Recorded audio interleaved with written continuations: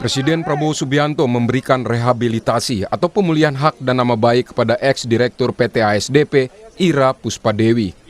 Sebelumnya, Ira divonis 4,5 tahun penjara oleh Hakim Pengadilan Tipikor pada Pengadilan Negeri Jakarta Pusat dalam kasus korupsi akuisisi PT Jembatan Nusantara. Kasus itu disebut merugikan negara 1,25 triliun.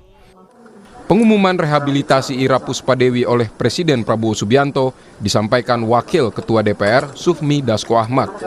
Dasko menyebut rehabilitasi karena adanya aspirasi masyarakat melalui DPR. DPR pun melalui Komisi Hukum telah melakukan kajian terhadap perkara yang menjerat Ira Puspadewi dan melanjutkannya melalui Kementerian Hukum hingga Presiden Prabowo. Menerima berbagai aspirasi dari masyarakat, kelompok masyarakat, kami kemudian meminta kepada Komisi Hukum untuk melakukan kajian terhadap perkara nomor 68 Pitsus TPK 2025 PN Jakarta Pusat atas nama Ira Puspadewi, Muhammad Yusuf Hadi, Hari Muhammad Adi Caksono. Dari hasil komunikasi dengan pihak pemerintah, alhamdulillah pada hari ini Presiden Republik Indonesia Bapak Prabowo Subianto telah menandatangani surat rehabilitasi terhadap 3 nama tersebut. Komisi Pemberantasan Korupsi merespons keputusan tersebut. Menurut KPK, secara formil, proses hukum terhadap Ira Puspadewi sudah diuji di pra-peradilan. Sementara secara material, hakim juga sudah menjatuhkan putusannya. Namun pemberian rehabilitasi adalah hak prerogatif Presiden. Menurut KPK, keputusan Presiden bukanlah preseden buruk untuk pemberantasan korupsi. Bagi kami itu bukan merupakan presiden buruk karena ini berbeda ya. Tadi kami bisa sampaikan bahwa yang menjadi tugas kami itu adalah sudah selesai, baik secara formil, pembuktian secara formil maupun secara material. Nah, perlu dibedakan terhadap hasil terhadap putusan itu kemudian saat ini diberikan rehabilitasi itu adalah hak prerogatif daripada Bapak Presiden. Jadi kami tidak lagi ada pada lingkup dari kewenangan tersebut. Gitu. Pakar hukum pidana Jamin Ginting menilai rehabilitasi kepada Ira Puspadewi oleh Presiden Prabowo Subianto merupakan tamparan kepada Hakim Tipikor dan juga kepada KPK karena berulang kali keputusan hukum mereka dinilai tak tepat. Ini menunjukkan bahwa apa yang sudah diputuskan oleh Pengadilan Tipikor Jakarta Pusat terjadi suatu kekeliruan. Saya kira ini bukan pertama sekali kejadian di mana KPK dalam mengajukan penyelidikan dan penuntutan dianulir. Artinya putusan tersebut dinyatakan tidak tepat. Ini menjadi tamparan yang cukup keras bagi peradilan tipikor kita, terlebih kepada hakim. Sebelumnya, usai vonis hakim, Ira Puspadewi mempertanyakan vonis bersalah padahal dia tidak terbukti memperkaya diri. Pertama, kami menghormati seluruh proses hukumnya. Kemudian yang kedua, kami terima kasih atas doa dan dukungan para sahabat. Yang ketiga dan sangat penting, saya kira fakta yang dinyatakan oleh majelis bahwa tidak ada sesen pun keuntungan pribadi yang kami ambil. Kemudian yang berikutnya kami ingin sampaikan bahwa akuisisi ini adalah aksi strategis yang bukan hanya baik atau menguntungkan untuk ASDP, tetapi untuk negara. Karena dengan akuisisi ini kami mendapatkan perusahaan dengan izin yang sudah ada moratoriumnya sejak 2017, di mana seluruh izinnya adalah trayek komersial. Dengan trayek komersial ini, maka ASDP dapat memperkuat posisi untuk bisa melakukan subsidi silang bagi perusahaan, bagi daerah-daerah 3T. Selain kepada ex-dirut ASDP Ira Puspadewi, Presiden Prabowo Subianto sebelumnya pernah memberikan amnesti kepada Hasto Kristianto yang terjerat kasus perintangan penyidikan KPK. Selain itu juga abolisi kepada mantan Menteri Perdagangan Tom Lembong yang sudah divonis dalam kasus impor gula. Tim Liputan Kompas TV.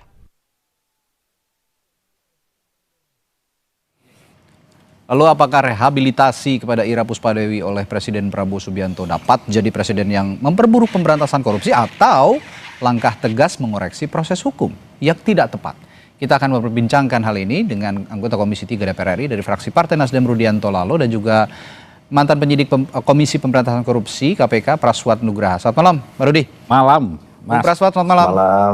Malam, Bapak. Ya, saya ke Pak Rudi dulu kalau gitu. Ya. Karena ini katanya ada aspirasi masuk ke DPR bahwa Bu Ira ini tidak bersalah, tolong ditinjau kembali, tolong dikoreksi sehingga muncullah usulan rehabilitasi ini. Bagaimana sebenarnya rehabilitasi ini melewati proses di DPR?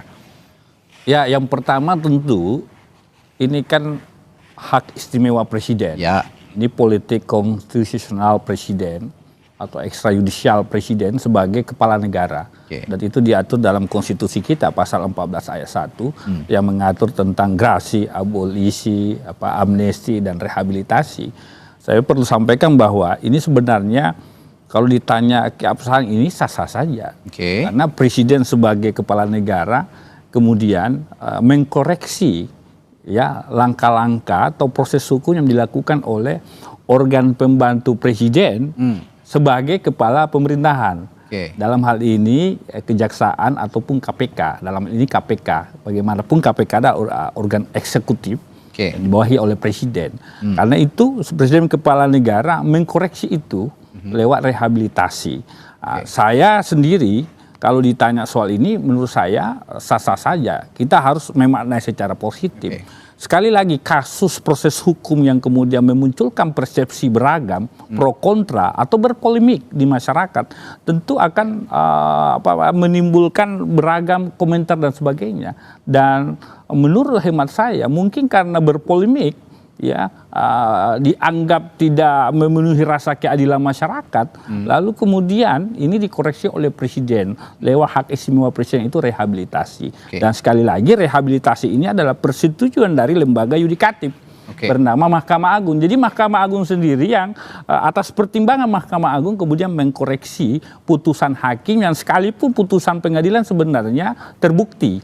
Ya kan, dan ada dissenting opinion dari ketua majelis hakim, tetapi karena ini mungkin dinilai oleh presiden berpolemik di masyarakat, terdakwa ini dirut ASDP ini dianggap ya semacam ada proses hukum yang tidak adil, ya ada ketidakadilan di situ, ya ini kemudian yang memutuskan presiden menganggap ini perlu dikeluarkan rehabilitasi. Oke, ada proses hukum yang tidak adil, tapi kok saya memandangnya karena ini juga disuarakan ya beberapa kali oleh Ibu Ira lewat kuasa hukumnya juga bahwa ada kriminalisasi, jangan-jangan betul gitu tindak kriminalisasi ini terjadi hingga akhirnya diputus begitu padahal sama sekali tidak bersalah dan tidak merugikan negara.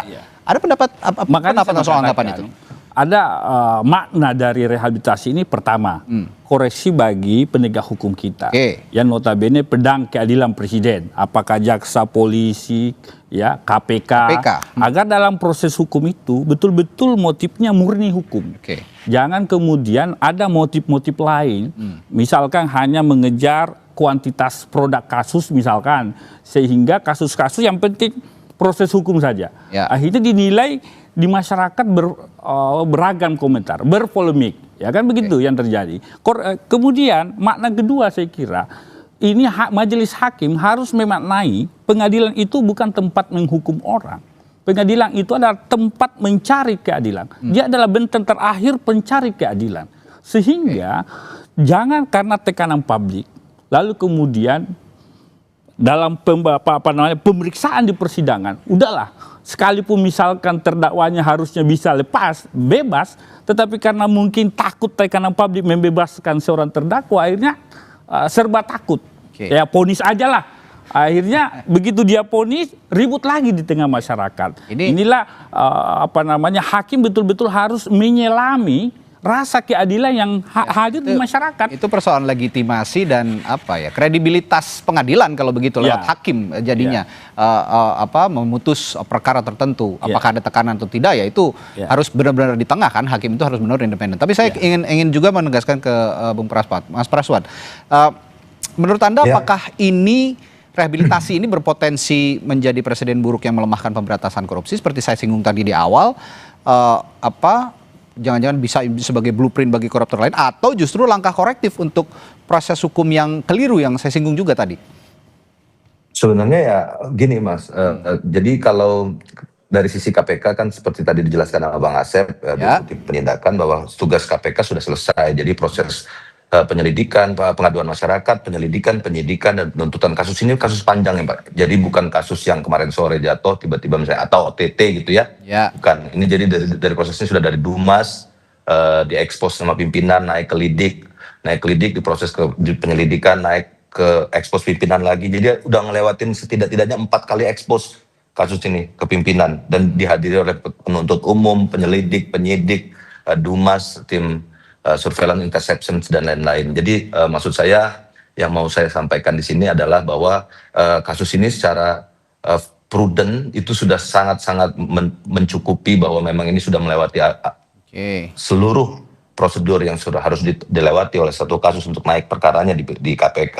Satu. Yang kedua, bahwa kemudian hari ini ada fakta kenyataan bahwa Presiden mengeluarkan hak prerogatifnya melalui rehabilitasi yang berdasarkan pasal 14 ayat 1, tentu saja ini harus diberikan ada masukan ya pertimbangan dari Mahkamah Agung secara prosedural. Mungkin saya nggak paham ini sudah ada atau belum masukan pertimbangan dari Mahkamah Agung, tapi mungkin secara formil pastinya sebelum Presiden mengeluarkan kepres itu sudah harus dipenuhi ya.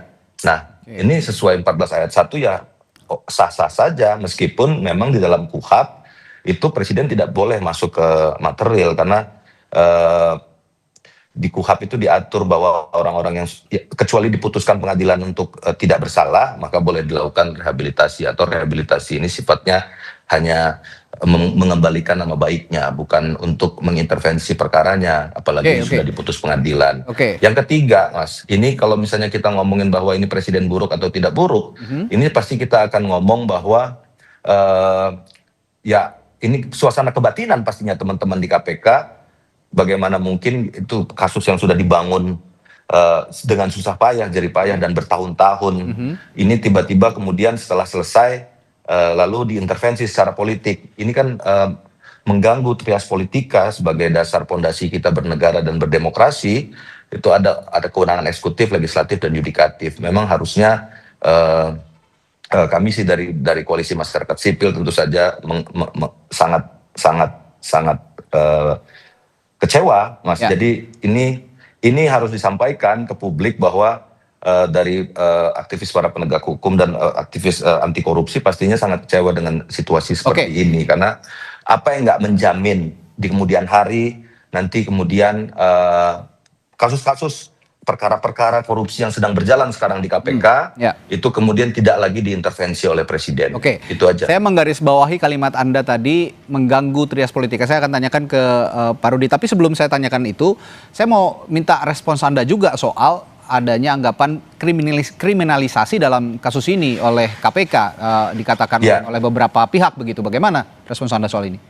Ya tentu saja pengaburan fakta dan pengaburan juga dari informasi, misinformasi itu sudah kita tahu sama tahu lah bahwa kekuatan buzzer di luar dan lain-lain itu bisa merubah opini masyarakat. Jadi Anda menganggap itu perbuatan buzzer ya? Itu menurut saya tidak beralasan karena secara hukum itu secara unsur perkara dan bahkan secara teoritis, filosofis dan praksis saya bisa menjelaskannya 7 hari 7 malam apa itu prinsip business judgment rule dan apa itu prinsip pasal 2 dan pasal 3 gitu, Mas. Jadi saya pikir akan jadi perdebatan yang seperti perdebatan kusir ya jadinya nanti. Jadi seperti itu, tapi yang paling penting bahwa hakim sudah menyatakan itu bersalah dan full toid, memenuhi semua unsurnya lengkap. Meskipun ada dissenting, tapi dissentingnya lepas, bukan peristiwa pidananya tidak ada, tapi peristiwanya pidananya ada, tapi hakim berpendapat lain bahwa pertanggungjawabannya yang dipertanyakan. Gitu. Jadi Oke, peristiwa pidananya ini lengkap full toit gitu, Pak. Oke. Ya. Baik. Nah, saya sekarang baru bertanya ke Pak Rudi. Ya. Bagaimana juga tadi yang dikatakan oleh Bung Praswat bahwa proses pengampunan terhadap para terpidana kasus korupsi atau terdakwa lah ya, kasus korupsi ada juga terpidana. Ini mengganggu trias politika. Jadi sehingga legitimasi hakim, legitimasi pengadilan pun juga jaksa penuntut umum baik juga dari KPK ini seolah dianggap seolah dianggap tidak benar, penyelidikan yang dilakukan tidak benar, penuntutan dianggap juga tidak benar, sehingga mengganggu trias politika. Saya akan tanyakan hal itu, tapi setelah jeda, sesaat lagi di Sapa Indonesia Malam, tetaplah bersama kami. Ya, saya lanjutkan perbincangan kita malam hari ini soal mengapa Presiden memberikan rehabilitasi kepada terpidana kasus korupsi mantan Dirut SDP. Nah, tadi saya bertanya kepada Pak Rudi, yang juga disebut oleh Pak Praswat soal putusan pemberian rehabilitasi ini khawatirkan juga mengganggu trias politika begitu, karena putusan-putusan hakim, tuntutan-tuntutan jaksa ini bisa langsung dianulir oleh Presiden yang juga mendelegitimasi putusan hakim dan juga tuntutan jaksa. Nah, bagaimana melihat ini? Ya kan begini, dalam perspektif hukum tata negara, Presiden ini kan sebagai kepala pemerintahan, dia membawahi instrumen hukum, struktur hukum, apakah itu KPK, polisi, jaksa. Dia pedang keadilan presiden, saya selalu menyebut itu, pedang keadilan presiden untuk memproses warga negara yang disangka atau dituduh melanggar hukum, khususnya bidang korupsi misalkan. Dalam proses hukum ini yang dilakukan oleh penegak hukum, yang notabene adalah instrumen presiden sebagai kepala pemerintahan, rupanya dinilai berpolemik. Di publik. Ribut di publik. Berpolemik, ribut di publik, pro kontra, sehingga kemudian presiden sebagai kepala negara punya kewenangan ekstrayudisial ya, yang diatur dalam konstitusi pasal 14 ayat 1 itu. Pasal 14 ayat 1 dia punya hak istimewa untuk kemudian merehabilitasi. Dan tapi itu gini, yang dipilih oleh presiden. Tapi sebentar, Pak Rudi. Tapi sebentar begini, kalau bicara polemik di publik begitu ya, agak bahaya juga menurut saya kalau memang semua putusan di pengadilan itu bisa disetir oleh keinginan publik, kan tidak bisa begitu juga. Betul, setuju. Makanya saya katakan tadi, kita memaknai kebijakan presiden, ini kan politik konstitusional presiden yang mengubah arah hukum. Dan itu dasarnya jelas di dalam konstitusi kita. Nah, sah-sah saja. Nah, sekarang apa makna di balik ini? Saya mengatakan mudah-mudahan proses-proses hukum yang dilakukan oleh penegak hukum ini adalah proses hukum betul-betul yang benar. Tidak lagi misalkan oleh banyak kejadian sebelum-sebelumnya, kadang-kadang kan penegak hukum menggunakan hukum ini jadi alat pukul, misalkan. Alat pukul untuk kepentingan tertentu, misalkan. Nah, makanya saya katakan presiden ketika mengambil kewenangan ekstradisial ini itu kan sah dan benar. Nah, sekarang ini menjadi koreksi bagi penegak hukum agar dalam penegakan hukumnya betul-betul kasus yang diproses adalah murni motifnya hukum dan betul-betul menyelami rasa keadilan masyarakat. Begitupun kekuasaan yudikatif dalam memutus perkara betul-betul melihat secara komprehensif perkara ini. Jangan sampai itu menjadi kontroversi baru. Saya melihatnya ketika ada kasus-kasus seperti Tom Lembong. Itu politis, bisa dianggap politis. Dikasih abolisi. Hasto amnesti. Juga. Nah, kalau ini kemudian guru yang kemarin sudah terpidana, itu kan kasus tidak masuk akal. Tidak masuk akal sekali. Jadi begini, saya tegaskan dulu. Ya, itu yang dikoreksi presiden. Berarti ada yang keliru. Artinya apa yang ditempuh oleh Ibu Ira sekarang dengan guru yang dulu itu sama ya? Tidak ada perbedaan sama sekali. Tidak ada implikasi hukum ke depan. Saya melihatnya presiden menilai ada yang perlu diperbaiki. Kan seperti itu. Makanya beliau menggunakan hak istimewa yang dimiliki sebagaimana itu dalam konstitusi. Tentu atas dasar pertimbangan Mahkamah Agung. Karena kalau bicara rehabilitasi, bicara grasi, itu pertimbangan Mahkamah Agung. Lain halnya kalau bicara abolisi dan amnesti. Itu atas dasar pertimbangan kekuasaan legislatif atau DPR. Saya ingin bertanya ke Bu Praswat soal implikasi ke depannya untuk lembaga KPK. Kalau dari pengalaman Anda sebagai penyidik, Anda melihatnya rehabilitasi ini punya pengaruh eksekusi terhadap putusan pengadilan, dan juga apakah status terpidana Ira ini otomatis gugur? Apa implikasinya bagi KPK dalam kasus serupa misalnya, kalau memang nanti ada kasus serupa di kemudian hari? Bagi KPK kan tugas KPK sudah selesai ketika sudah limpah di pengadilan, Pak. Jadi bagi KPK setelah lidik, sidik, penuntutan P19, P21 perkara dinyatakan lengkap, maka digelar di persidangan, maka pada hari diputuskan oleh hakim maka selesai sudah, karena penuntutannya juga memang dari KPK ya. Kecuali di lembaga penegak hukum lain, sidiknya hanya sidik aja, sampai sidik saja, penuntutnya kejaksaan. Nah, dalam konteks ini, secara organisasional pasti kami akan menjawab, pasti KPK akan menjawab bahwa tugas kami sudah selesai dan ini tidak akan melemahkan pemberantasan korupsi, karena pasti secara institusi KPK adalah ya alat negara untuk memberantas korupsi, itu sudah pastilah. Jadi tidak boleh KPK melemah atau KPK kecewa dan lain-lain, itu tidak mungkin akan disampaikan secara formal oleh institusi KPK. Tapi secara material, teman-teman penyidik, penyelidik, fungsional Humas dan teman-teman di bawah itu pasti akan kecewa, dan itu saya menangkap apa yang Anda maksudkan. Itu pasti sangat kecewa. Ya, nggak mungkin mereka tetap semangat ke depannya. Nah, ini yang akan saya tanyakan berikutnya, Bung Praswan. Ini yang saya menangkap suasana kebatinan yang Anda singgung tadi kan, bagaimana suasana kebatinannya pasti kecewa. Betul, penyidik. Nah, kira-kira ke depannya kalau memang seperti ini, motivasi penyidik jika putusan pengadilan bisa dibatalkan oleh keputusan politik, bagaimana kira-kira? Ya, ini yang menurut saya ini harus diberikan masukan yang baik dan benar kepada Bapak Presiden. Tentu saja Bapak Presiden memiliki kewenangan politik, pasti itu kita hormati dan dilindungi oleh konstitusi, benar. Tapi kalau misalnya mau memberikan koreksi ataupun kritik yang membangun dan lain-lain ya, atau supporting dan lain-lain untuk lembaga penegak hukum, itu kan bisa dilakukan kapan saja, dan kasus ini berjalan selama hampir kurang lebih 2 tahun, Pak. Jadi menurut saya tinggal kalau misalnya Presiden merasa ini ada masukan atau ada aspirasi masyarakat, tinggal Presiden panggil saja, nggak ada masalah kok. Nanti KPK suruh gelar, apa sih buktinya? Kenapa masyarakat komplain? Kenapa rakyat Indonesia meminta saya untuk mengeluarkan kebijakan politik saya? Nah, itu kan bisa kita lihat secara objektif, digelar lah perkara tersebut. Nah itu. Tapi yang kemudian membuat kami agak sangat-sangat sedih juga kan, ini ada standar ganda ini, Mas. Jadi maksud saya kayak teman-teman aktivis anti korupsi ataupun kemarin yang Del Pedro dan kawan-kawan yang sampai sekarang dikriminalisasi dan masuk di penjara.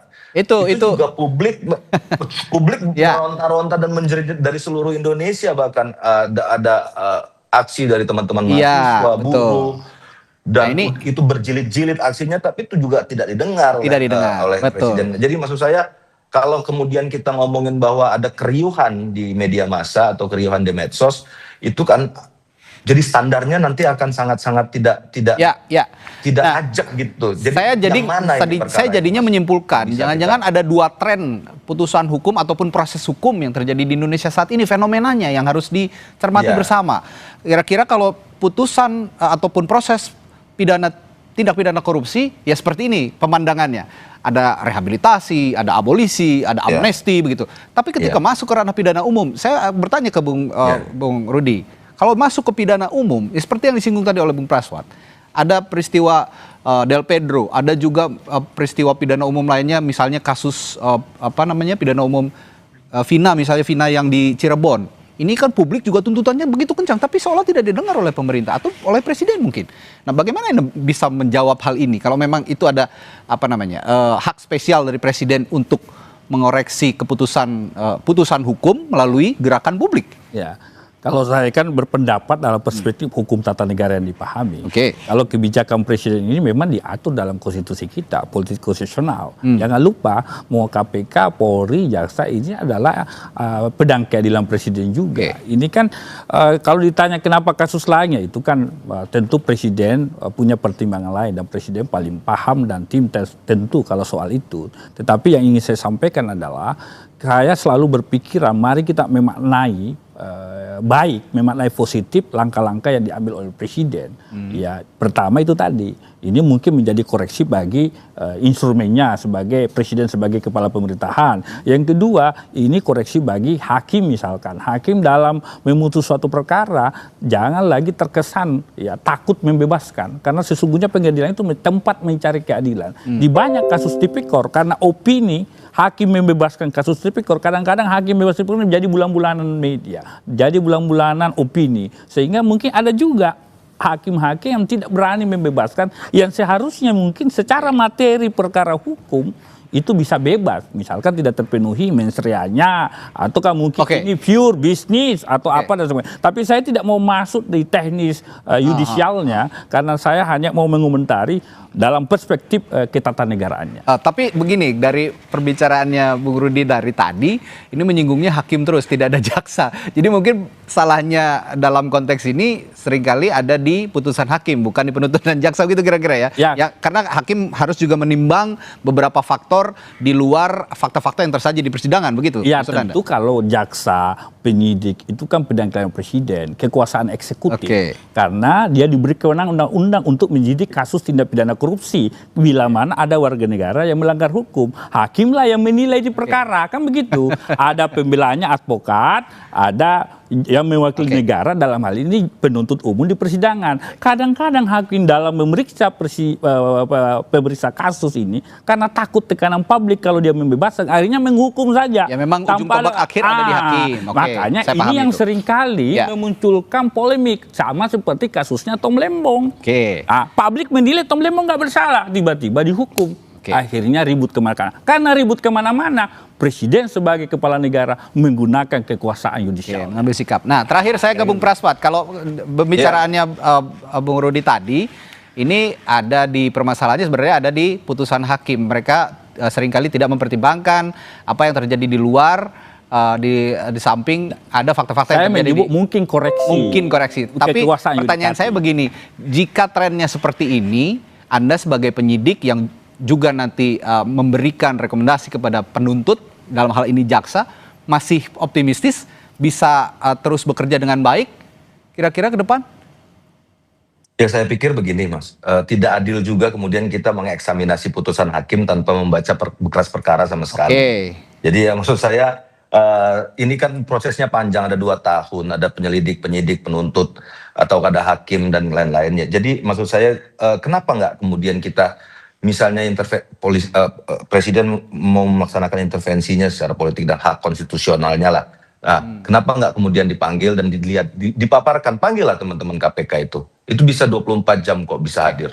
Nah, pimpinan KPK hadir, panggil. Kenapa? Ada apa? Ada masalahnya apa? Alat buktinya mana? Unsur perkaranya mana? Tapi kan sampai saat ini kan belum pernah pimpinan KPK untuk dipanggil presiden dan menjelaskan secara objektif kasus ini apa, buktinya apa. Nah, ini yang pertama. Yang kedua, yang harus kita hati-hati juga, kalau misalnya publik akan menilai bahwa percuma memberantas korupsi karena pada akhirnya bisa dibebaskan juga, ini kan menjadi bahaya sekali untuk kita masa depan pemberantasan korupsi di Indonesia, karena putus asanya para pejuang-pejuang anti korupsi ini, terutama teman-teman di KPK, kekecewaan mereka itu juga harus didengar. Jadi maksud saya berharap tentu saja Bapak Presiden selaku pemimpin negara kita ya pasti tolong juga didengar lah. Berkomunikasi suara-suara ya dengan kami, suara-suara teman-teman saya ya, teman-teman saya di KPK. Itu juga harus dengar. Keresahan hati, kegelisahan mereka juga harus didengar. Nggak bisa kemudian kita, ini ada medsos, rame di medsos. Enggak. Sementara jadi tidak sereaksioner itu ya. Malam bertaruh nyawa mereka di lapangan untuk membangun kasus ini. Itu gimana? Saya tangkap maksud Anda, Bung Praswat. Atau gimana?